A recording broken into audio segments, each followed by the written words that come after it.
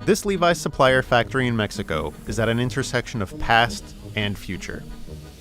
These workers are manually sanding hundreds of pairs of jeans to give them that beloved worn-in look. This is one of the most time-consuming and physically intense parts of making jeans.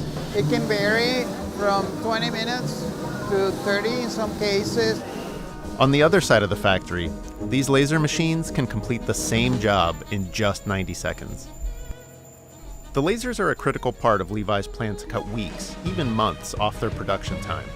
It can put the finishing touches on only as needed, and that lets it respond to market faster, meaning less waste and fatter profits. Just about every brand today is trying to figure out how to operate like a fast fashion company. Many are looking to high-tech solutions, like lasers, automation, 3D knitting, and printing. Together, these technologies show a new way forward for the notoriously low-tech industry, which for decades has relied on cheap manual labor. We're on the cusp of a new era in fashion manufacturing, one where customized clothes can be mass-produced. I'm Mark Bain. This is Quartz. Please subscribe to our channel. In the 1970s, the president of the Blue Jeans Corporation, William J. Bank, said we would have a man on Mars sooner than full automation in fashion. He hasn't been proven wrong yet. Fashion is decades behind industries like electronics and cars when it comes to automation. But the rise of e-commerce and social media in the past decade has transformed fashion. There's currently a huge gap between how slow it is to produce clothes and how fast trends come and go. With social media, shoppers see every new trend the moment it appears.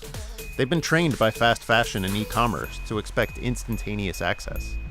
A lot of the industry has struggled to keep up. It's no surprise that over the past, 5 to 10 years, retail, apparel, footwear has been completely shaken up. This is Edward Hertzman.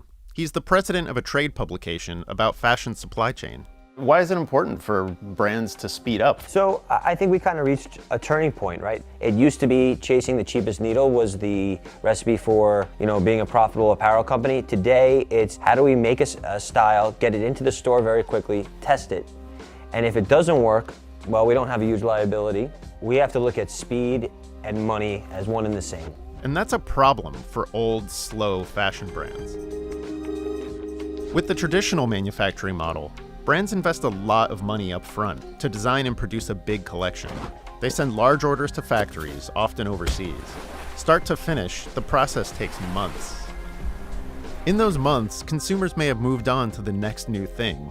That's a lot of risk for brands because unsold clothes get marked down, eating into profits. But if brands can respond faster, they can produce less up front and quickly restock the stuff that's popular.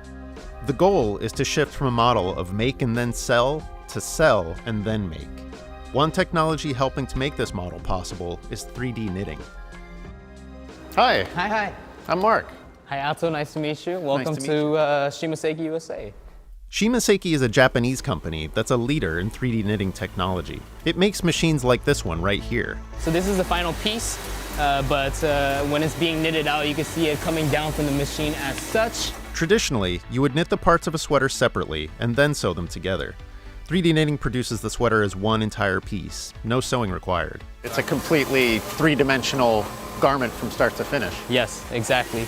The knit is designed digitally, and the machine does nearly all the work. Only 3 to 4 workers are needed to wash the garment, put on labels, and package it. Big brands like Uniqlo and Patagonia are already using 3D knitting, and Hayato's jacket is made by a brand called Ministry of Supply, which has a Shimaseki machine in one of its stores, so it can produce customized jackets on demand. But 3D knitting and lasers only address specific challenges, like knitting and denim distressing.